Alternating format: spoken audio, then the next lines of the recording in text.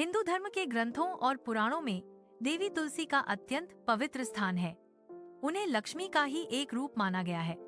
हर पूजा, हर यज्ञ और हर देव आराधना में तुलसी पत्र का समावेश आवश्यक बताया गया है। परंतु एक प्रश्न सदियों से लोगों के मन में गूंजता आया है, जब तुलसी इतनी पवित्र है, तो फिर तुलसी के पत्ते शिवलिंग पर क्यों नहीं चढ़ाए जाते? यह प्रश्न जितना सरल दिखता है, उतना ही गहरा और रहस्यमयी है। इसके पीछे छिपी है एक करुण, प्रेमपूर्ण और दैवी कथा, जो न केवल तुलसी और भगवान शिव के बीच के संबंधों को प्रकट करती है, बल्कि यह भी दिखाती है कि भक्ति और श्राप दोनों का अपना अलग अर्थ होता है। बहुत समय पहले सागर तट पर एक अत्यंत तपस्वी कन्या का जन्म हुआ। उसका नाम था वृंदा। वह असुरराज कलिया वन की पुत्री थी, परंतु उसका हृदय दैवी भक्ति से भरा था।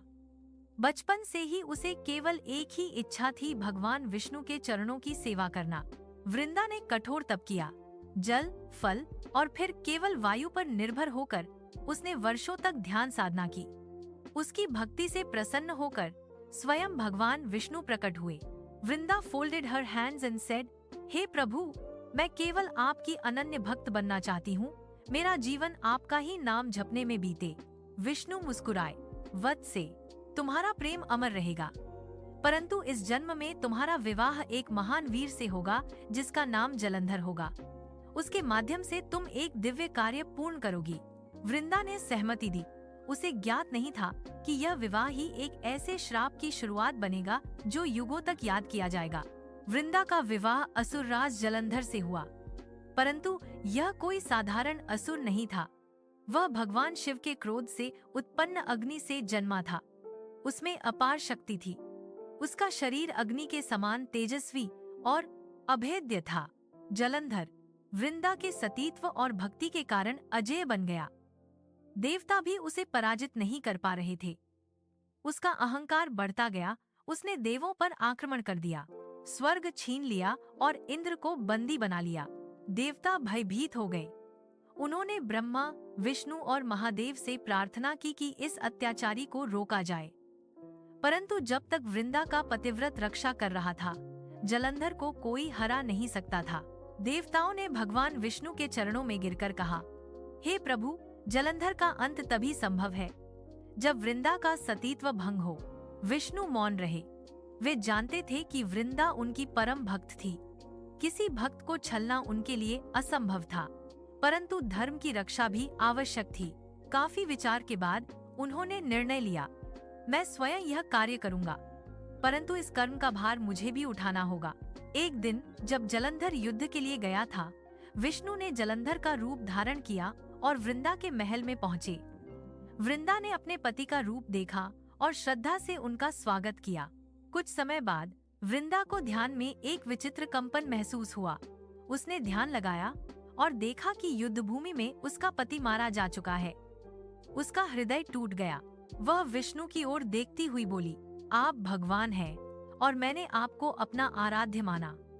आपने मेरे साथ छल किया। अब मेरा पतिव्रत भंग हो गया है। आप धर्म के रक्षक हैं, परंतु आज आपने अधर्म किया है। वृंदा ने रोते हुए कहा, हे विष्णु, जैसे आपने मेरे पति का रूप लेकर मेरा विश्वास तोड़ा, वैसे ही आपको भी अपने प्रिय से वियोग झेलना पड़ेगा। आप शिला के समान स्थिर होकर शापित होंगे। वृंदा का श्राप फलित हुआ। विष्णु शालिग्राम शिला बन गए। वृंदा की देह तप से जल गई और वहीं से एक पौधा उत्पन्न हुआ जिसे आज हम तुलसी के नाम से जानते हैं। जब भगवान शिव को यह घटना ज्ञात हुई, उन्होंने देखा कि देवताओं ने धर्म की रक्षा के नाम पर एक पतिव्रता स्त्री के साथ छल किया था। शिव मौन हो गए। उन्होंने कहा, यह संसार विचित्र है। यहाँ देवता भी अपने हित के लिए छल कर जाते हैं। वृंदा का तप, उसकी निष्ठा, उसकी पवित्रता सब व्यर्थ नहीं जाएगी। तभी पार्वती ने पूछा, स्वामी, जब वृंदा स्वयं तुलसी बन गई है, तब क्या वह अब भी पूज्य है? शिव बोले, वृंदा का स्वरूप पवित्र है। जो भी तुलसी पत्र अर्पित करेगा, उसे विष्णु की कृपा प्राप्त होगी। परंतु क्योंकि तुलसी उस स्त्री का रूप है जिसका सतीत्व विष्णु द्वारा भंग हुआ, अतः मैं उस पीड़ा की साक्षी हूँ। इसलिए तुलसी पत्र मेरे ऊपर नहीं चढ़ाया जाएगा, क्योंकि वह मेरे सामने उस अधर्म की याद दिलाता है। कहते हैं एक दिन स्वयं तुलसी वृंदा प्रकट हुई और भगवान शिव के सामने खड़ी हुई। वह बोली, महादेव, मैंने कभी आपका अनादर नहीं किया, फिर क्यों मेरे पत्ते आपको अर्पित नहीं किए जाते? शिव ने नेत्र बंद किए और शांत स्वर में बोले, देवी, तुम्हारा प्रेम और भक्ति अद्वितीय है, परंतु तुम्हारा अस्तित्व उस व्रत की याद दिलाता है जहाँ धर्म और छल आमने सामने थे। मैं उस घटना का साक्षी हूँ। तुम्हें मेरे ऊपर चढ़ाना उस वेदना को पुनः जगाने जैसा होगा। परंतु प्रभु, तुलसी बोली, क्या मेरा रूप इतना अपवित्र है? नहीं देवी, शिव ने कहा, तुम पवित्र हो, तुम विष्णु की प्रिया हो, तुम्हारा पत्र, तुम्हारा जल सब विष्णु को समर्पित है। जैसे गंगा मेरा अंश है और मुझे प्रिय है, वैसे ही तुम विष्णु की आराध्या हो। हर तत्व अपने स्थान पर पूज्य है, यही धर्म की मर्यादा है। समय बीता। देवताओं ने वृंदा तुलसी के श्राप से मुक्ति के लिए भगवान विष्णु से प्रार्थना की।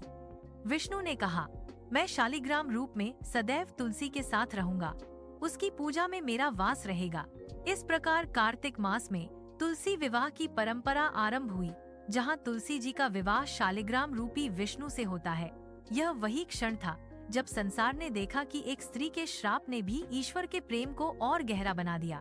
परंतु भगवान शिव ने उस दिन प्रण किया, मैं तुलसी को प्रणाम अवश्य करूंगा, परंतु उसके पत्र को अपने ऊपर नहीं चढ़ाऊंगा, क्योंकि प्रेम में मर्यादा भी आवश्यक है। इस कथा से यह रहस्य खुलता है कि तुलसी विष्णु की आराध्या है, इसलिए उन्हें केवल विष्णु, लक्ष्मी और उनके अवतारों राम, कृष्ण को अर्पित किया जाता है। शिवलिंग सृष्टि और विनाश का प्रतीक है और तुलसी, जो एक पतिव्रता स्त्री का रूप है, उन्हें उस स्मृति से जोड़ना अनुचित माना गया। यह निषेध कोई अपमान नहीं, बल्कि सम्मान और करुणा का प्रतीक है, क्योंकि शिव उस पीड़ा को नहीं दोहराना चाहते जो वृंदा ने झेली थी। तुलसी और शिव की यह कथा केवल एक धार्मिक नियम नहीं, बल्कि भक्ति का गहरा संदेश देती है। यह सिखाती है कि ईश्वर के प्रति प्रेम केवल अर्पण में नहीं, समझ में भी होता है। हर देवता का अपना स्वरूप, अपनी मर्यादा और अपना भक्त होता है। जब हम इन सीमाओं का सम्मान करते हैं, तभी सच्ची पूजा होती है। आज भी जब भक्त तुलसी जी के पत्ते विष्णु को चढ़ाते हैं, तो उनके हृदय में यह भाव होता है, हे तुलसी माता, आपने अपने प्रेम, तप और त्याग से हमें सिखाया कि धर्म केवल विजय में नहीं, समर्पण में भी निहित है। और जब कोई भक्त शिवलिंग पर जल चढ़ाता है, तो वह यह स्मरण करता है कि शिव उस करुणा का प्रतीक है जो हर पीड़ित आत्मा का दर्द समझते हैं। इस प्रकार तुलसी का शिवलिंग पर जल न चढ़ाने का रहस्य केवल एक धार्मिक नियम नहीं, बल्कि एक भावनात्मक कथा है। एक ऐसी कथा जिसमें प्रेम, तप, श्राप और मर्यादा का संगम है, जहां एक पतिव्रता स्त्री के आंसू से तुलसी उत्पन्न हुई और एक मौन देवता ने उसकी पीड़ा का सम्मान करते हुए उसे अपने ऊपर अर्पित न होने दिया। यही कारण है कि आज तक यह रहस्य लोगों को सोचने पर मजबूर करता है। क्या भक्ति का अर्थ केवल पूजा है, या उस वेदना को समझना भी जो भक्ति के पीछे छिपी है?